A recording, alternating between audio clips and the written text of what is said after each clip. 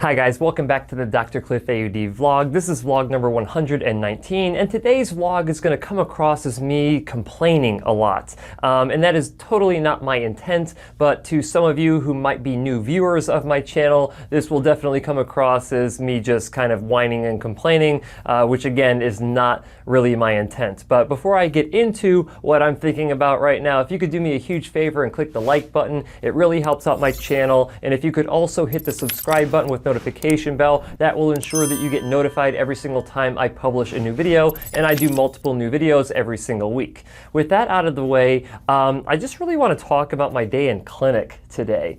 Today was a really good day, to be quite honest with you. Started off the morning with a hearing aid fitting, had a variety of different follow-ups, had some patients who have been with me since the very beginning of me starting my clinic that I got to see again today and test their hearing and make adjustments to their hearing aids and give them recommendations, and just really, had a good time catching up with them.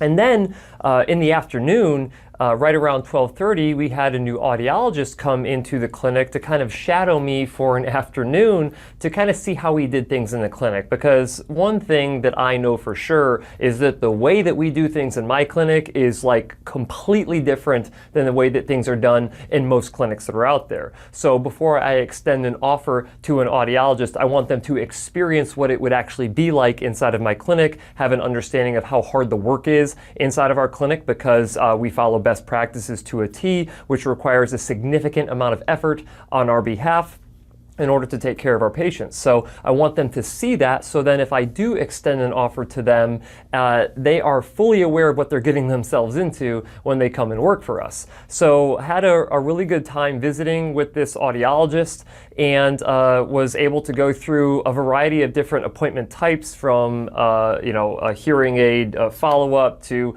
an annual follow-up, to where we were able to retest a patient, so on and so forth. And we eventually got to my, I guess, second to last patient of the day, because I did do a remote session with someone in Guatemala at the end of the day today. But going up to around 3 o'clock in the afternoon, I had a brand new patient come in. This individual was referred by a friend who is a patient of ours inside of our clinic already, and it was for a new consultation, right? And I had some idea that this patient had already been treated with hearing aids elsewhere before. We got a little bit of that information upon scheduling this individual.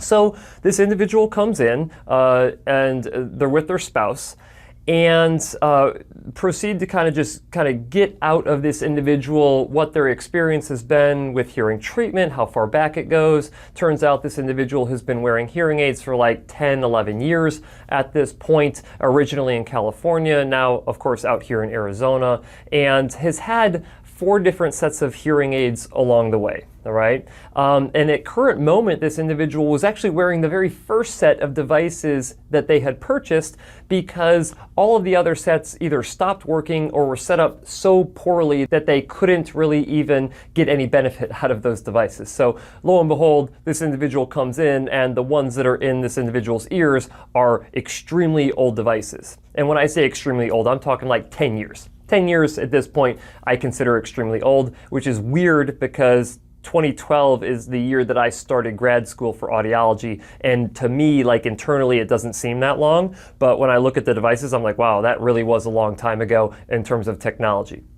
But all that being said, we started going through this process of, okay, why are you not having success with these devices? And so we started kind of working through the devices and finding out, okay, what are the ones that have potential of working? What are the ones that are just not working and there's no hope for them?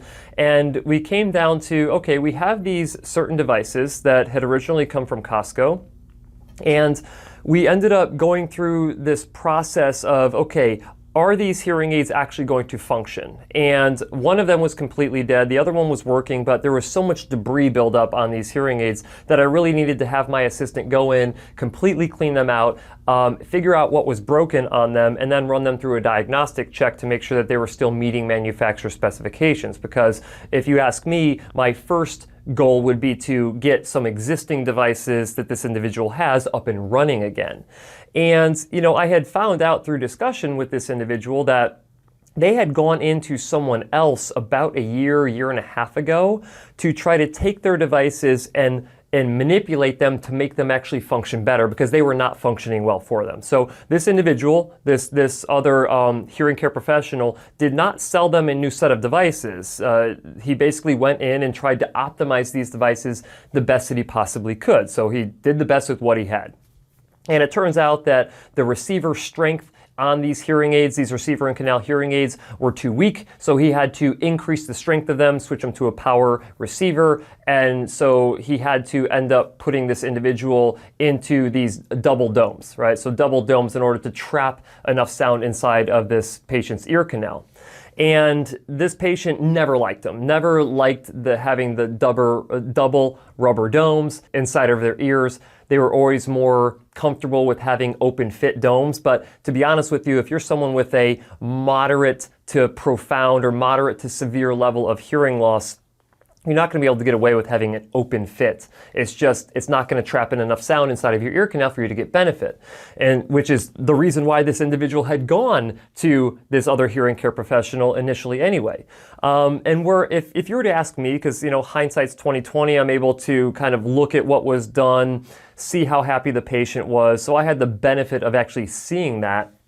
I had determined that one of the biggest reasons this individual is not happy with the way that they're performing with their devices is that a custom ear mold was not used in this refitting of these devices. I had done, after we got everything cleaned up and maintained and modified, and one of the receivers were completely dead anyway, we had to replace the receiver. But then I did some real ear verification on these old set of Costco hearing aids, and it turns out that they were significantly under-programmed for this individual's level of hearing loss. And the problem is that you couldn't even increase the volume of the devices because it would cause feedback, which would lead you to the conclusion that, well, you should be in a custom ear mold so we can trap that sound inside of the ear so you can get benefit from it and you can actually meet your hearing loss prescription.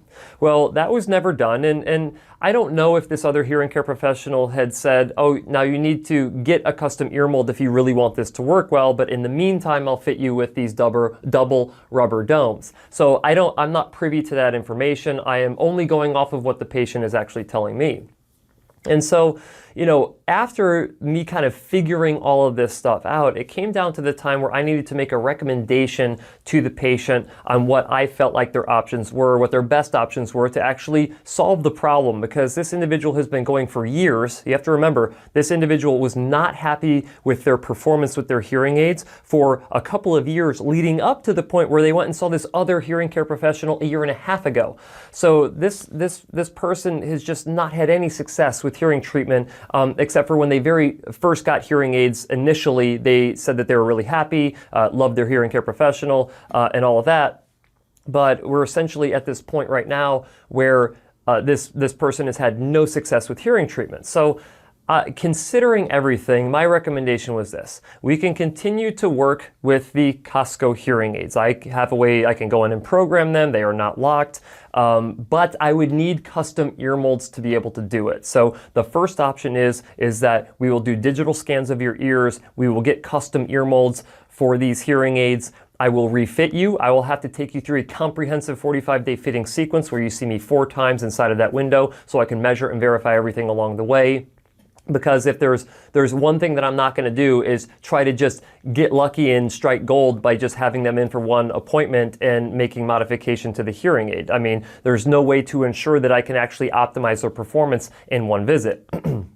And I think that this is part of what happened with the previous provider. If that previous provider had required this individual to come back into their clinic for multiple visits, not suggested, but required, like I'm not going to do anything until you commit to actually coming in for multiple visits so I can actually get this right, I think that they would have had better success.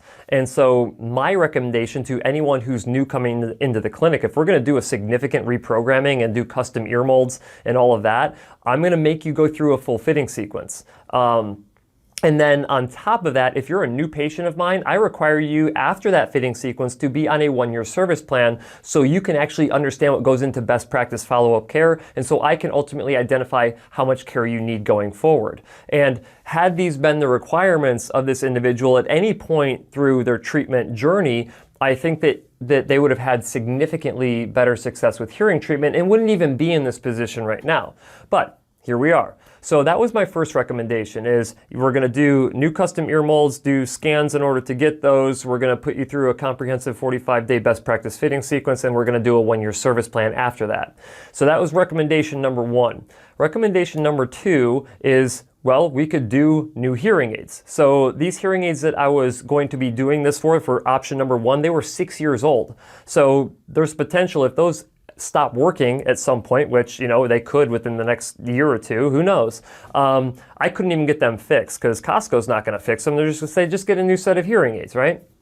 And so here we are with this situation where we have these 6-year-old hearing aids. And so your second option is to go with new hearing aids and then literally all the same stuff that I recommended for the first set of devices, right? I still need to do digital scans and custom ear molds. That doesn't change. I still need to put you through a comprehensive best practice fitting sequence. That doesn't change. And I still need to have you on a 1-year service plan so you can learn what goes into best practice follow-up care, and so I can identify how much care you ultimately need going forward. And so these essentially were the 2 options that I presented. And of course, option number 3 is you don't do anything. You just continue on, you know, using the devices like you've been using them, and so be it. And here's where I think things kind of went wrong. So anytime that someone has a preconceived, you know, assumption of what needs to be done with their devices, they come in and think like, oh, I just want you to make these devices work better the way that they are, right? Fix the problem, make them work better. And I totally get that, right? And so, and this person had come in off of the recommendation of their friend who's like, these guys are great, like talking about our clinic, like they're great, they can do anything. And so there's this high expectation coming in.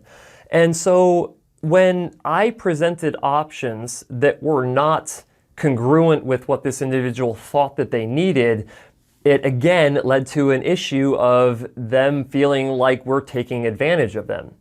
And I can understand that, but at the same time, this individual did ask, like, well, could you modify my hearing aids to make them work better? And I told them, no, I cannot take the devices in their current state with power receivers and a rubber dome and actually make them function better than what they are. If I increase the amplification, you're going to run into feedback. There's just no way for me to hit your prescriptive targets without causing a significant negative ramification by doing so, which had led me to the ear mold recommendation.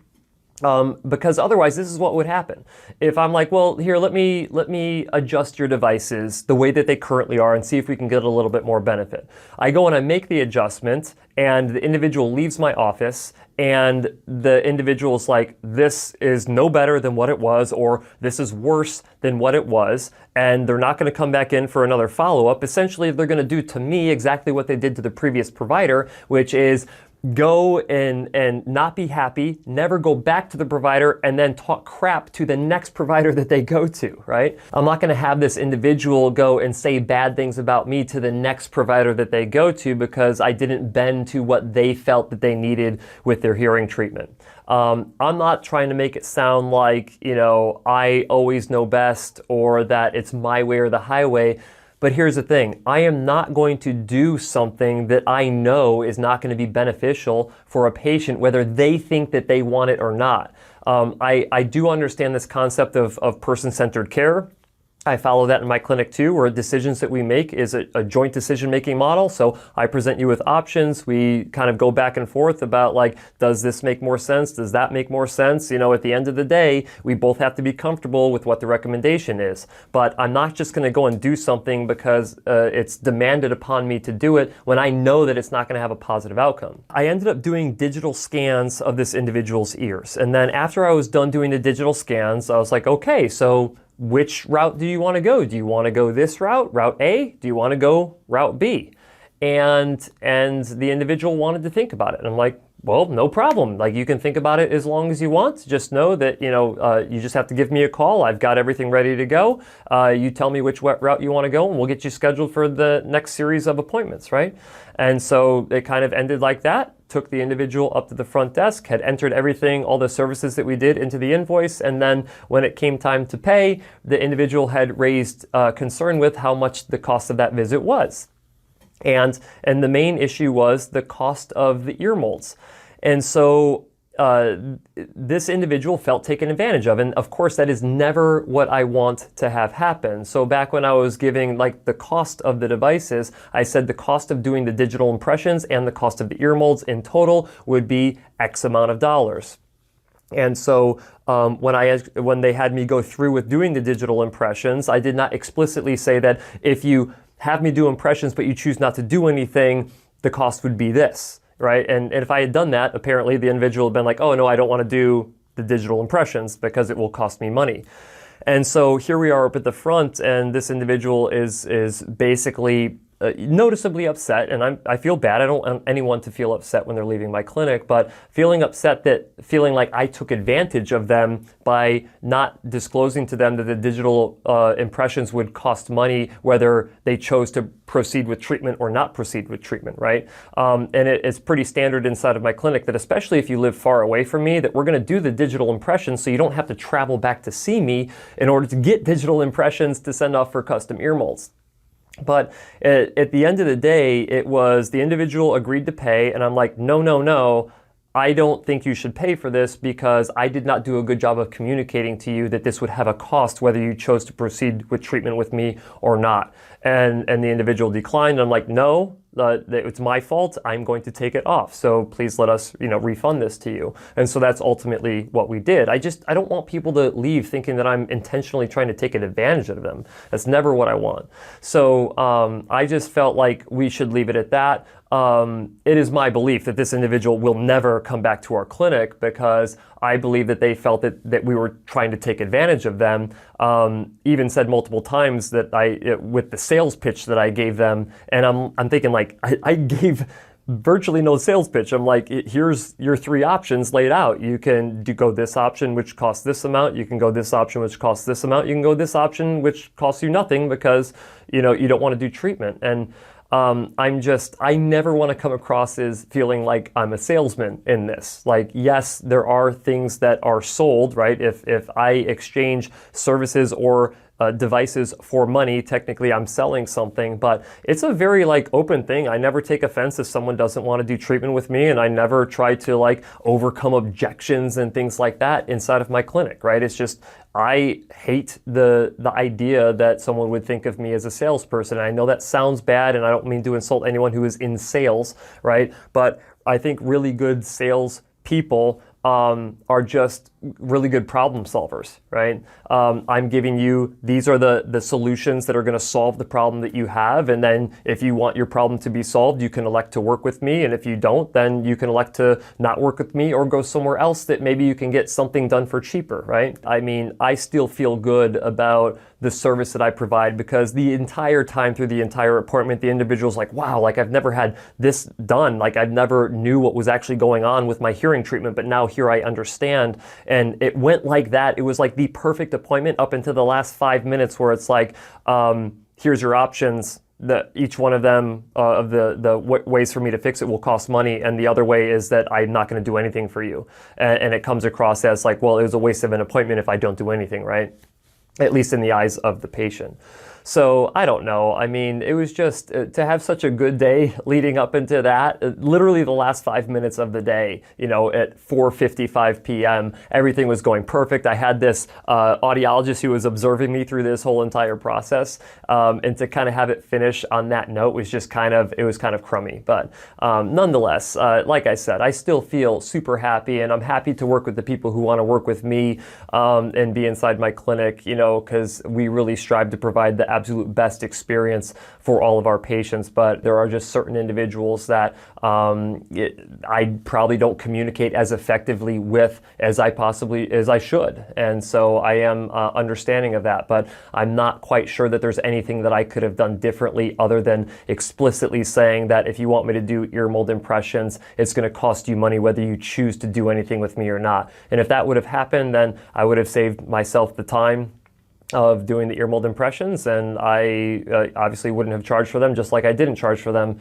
because of the miscommunication. So I guess the moral of the story here is make sure that you're being very openly communicative with every single person that you meet and that you talk to, especially in a clinic setting. So that is it for today, guys. Hopefully you got something of value out of that. It really comes across, again, as me just ranting and complaining. I wish this individual the best. If they come back to me, I'm absolutely going to do my absolute best to make sure that they can hear the best that they possibly can. And if they choose to go somewhere else, I, of course, wish them the best of luck because they deserve to hear their absolute best. That being said, I really appreciate you hanging on with me for this amount of time. And as always, I'll see you next week.